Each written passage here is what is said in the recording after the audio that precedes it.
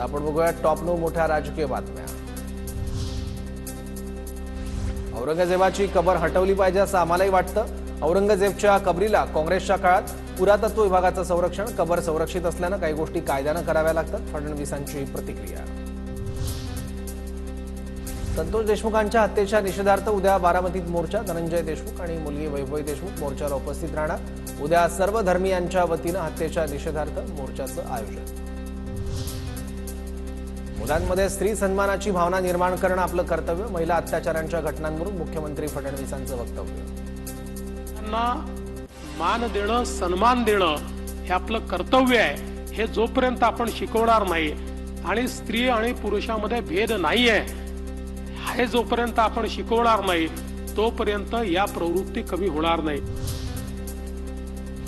अत्याचाराच्या घटना वाढल्यानं महिलांना एक खून माफ करा, महिला दिनाच्या निमित्त रोहिणी खडसेंचं राष्ट्रपती मुर्मूंना पत्र। रोहिणी खडसे कोणाचा खून करतायत हे त्यांनी सांगावं, महिलांना एक खून माफ करण्याच्या रोहिणी खडसेंच्या मागणीनंतर गुलाबराव पाटलांचा सवाल। माहिती कोणाचा करताय खून त्यांचं नाव सांगावं। मला काय माहिती कोणाचा करताय खून त्यांचं नाव सांगावं।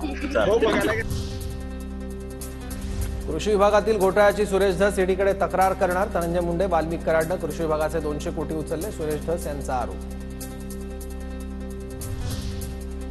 सुरेश धसांनी मुंडेंवर केलेल्या आरोपांमध्ये तथ्य, कृषी विभागातील घोटाळ्याची चौकशी व्हावी, अंजली दमानी यांची मागणी।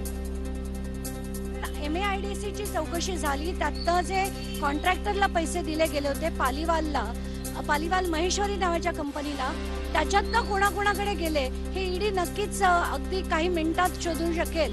मला असं वाटतं ईडीकडे ही चौकशी गेली, अतिउत्तम झालं। उद्धव ठाकरे विश्वासघाताच्या राजकारणाचे महामेरू, स्वतःचे पाय चिखलात माकले असताना दुसऱ्यांवर बोलू नये, आशिष शेलारांची टीका। लाखोली व्हावं, केलेल्या कुकृत्यापासून ते वाचू शकत नाही। उद्धव ठाकरे हे विश्वासघाताच्या राजकारणाचे महामेरू आहेत। महाराष्ट्रात गेली 3 वर्ष उद्योग आणि सेवा क्षेत्रात अजय अशर फॉर्म्युला होता, तेव्हा आपण उद्योग क्षेत्रात मागे पडलो, संजय राऊतांचा शिंदेंवर आरोप। महाराष्ट्रामध्ये गेले 3 वर्ष उद्योग आणि सेवा क्षेत्रामध्ये अजय अशर पॅकेज किंवा अजय अशर फॉर्म्युला चालला आणि त्याच्यामुळे आपण उद्योग आणि सेवा क्षेत्रामध्ये मागे पडलो।